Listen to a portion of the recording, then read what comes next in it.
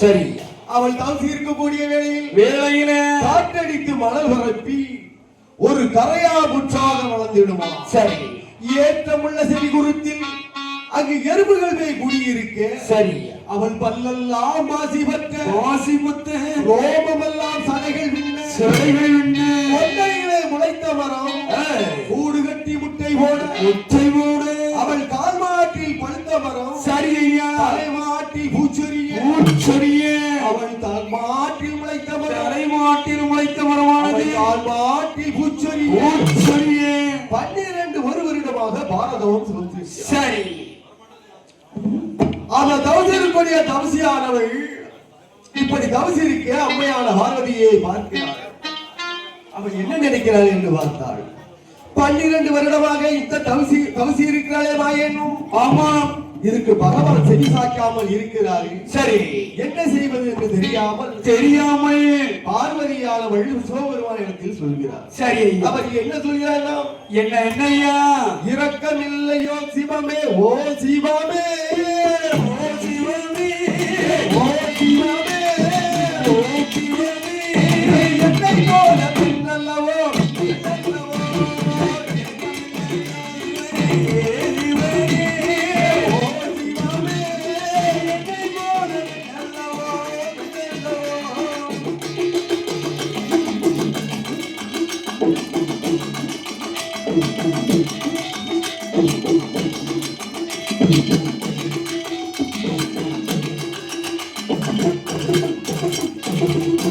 கலங்கமில்லா பெண்ணொருத்தி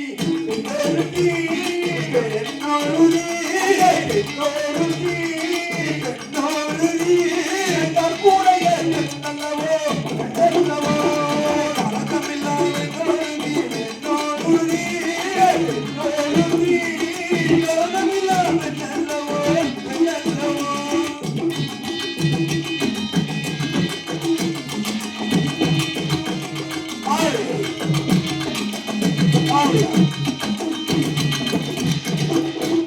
அப்பையான பார்வதியானவள் அந்த சிவபெருமானிடத்திலே சரி, ஏ பகவானே, கலங்கமில்லா பெண்ணொருத்தி அல்லவா தோன்றி இருக்கிறாள். சரி, அவள் என்னை போல பெண் அல்லவா, என்னை போல ஒரு பெண் அல்லவா, கூடிய பெண் அல்லவா. ஆமா, பகவானே அவர்களுக்கு அருள் அளித்து சரி புத்திரபாகியத்தை அருள்வழி செய்யும் ஐயா. சரி சரி, பகவான் அந்த அறிக்கையிடம் சென்று அவர் உருவத்தை காட்டி சரி பகவான் என்ன சொல்கிறார் என்று பார்த்தார்.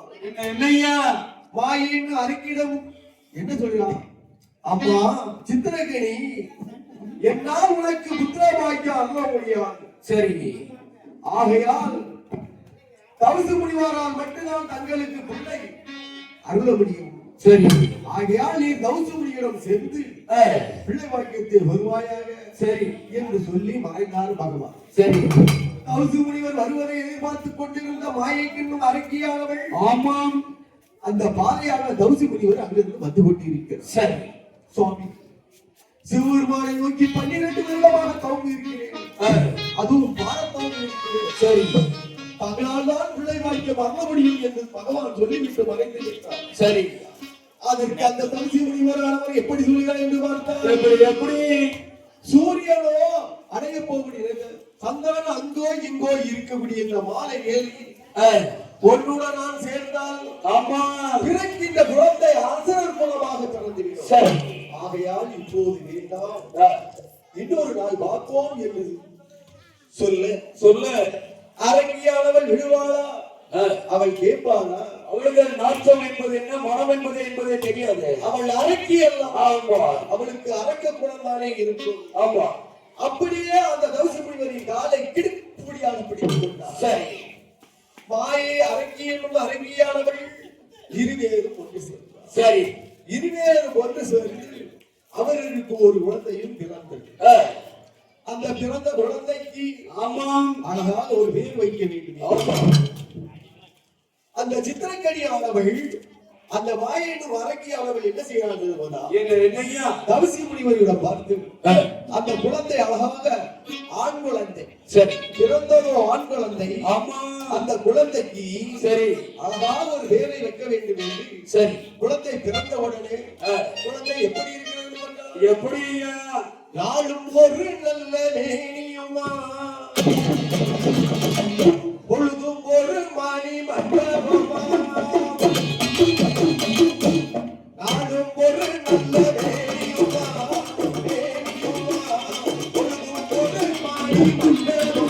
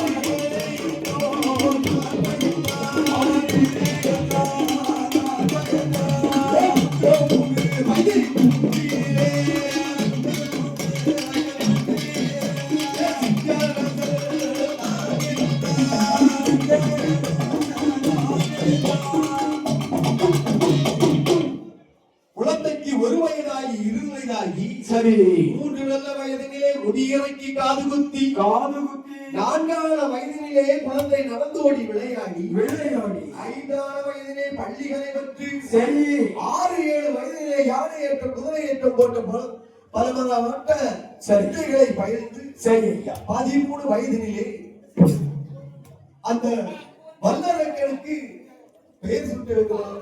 ஆமா, அந்த குழந்தைக்கு வல்லரக்கன் வல்லரக்கன் வல்லரக்கன் என்று ஒரு திருநாமத்தை சூட்டி, சரி, வல்லரக்கன் 1 வயதாகி 20 ஆகிறது. சரி, 13 வயது நிலை சிற்றரசனாக வேண்டும் என்று, சரி, 58 சிற்றரசர்களும் சென்று அவர்களிடம் சென்று முறையிட்டு குழந்தைக்கு அழகாக மணிமகுடம் சூட்ட வேண்டும் என்று எண்ணி குழந்தைக்கு மகுடம் சூட்டுகிறார்.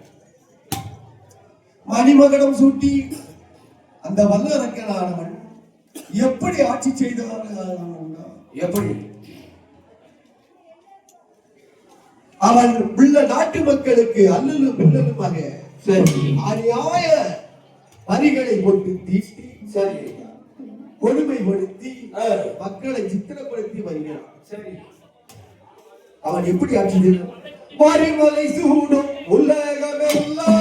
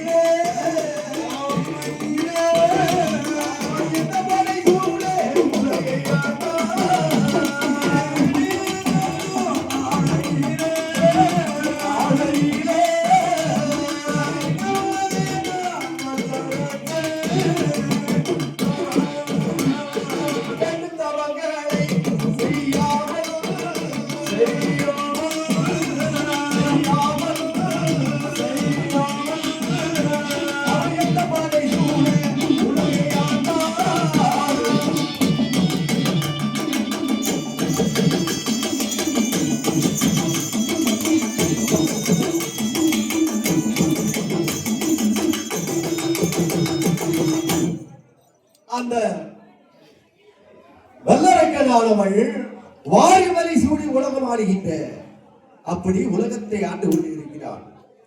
அவன் வாழ்ந்து வரக்கூடிய இடத்திலே மக்களுக்கு இல்லாத பொல்லாத வரிகளை கொடுத்து மக்களை அல்லோலும் வல்லலுமாக இருக்கக்கூடிய சமயத்திலே சரி மக்கள் அவனும் என்று சேர்ந்து இவனை அரசனாக்கணுமே, நமக்கெல்லாம் ஒரு நல்ல அரசனாக இருப்பான் என்று எதிர்பார்த்தார். சரி இல்லாத வரிகளை போட்டு நம்மளை மேலும் கொடுமைப்படுத்திக் கொண்டு இருக்கிறானே. சரி 58 சிற்றரசுகளும் ஒன்று சேர்ந்து படையெடுக்க சொல்ல வேண்டும். ஆமா இந்த அரக்கனை போரடிக்க வேண்டும் என்று சரி மக்கள் எல்லாம் ஒன்று கூடி 58 சிற்றரசுகளும் ஒன்று சேர்ந்து ஆமா அந்த வல்லரக்கனை நோக்கி படையெடுத்து வருகிறார்.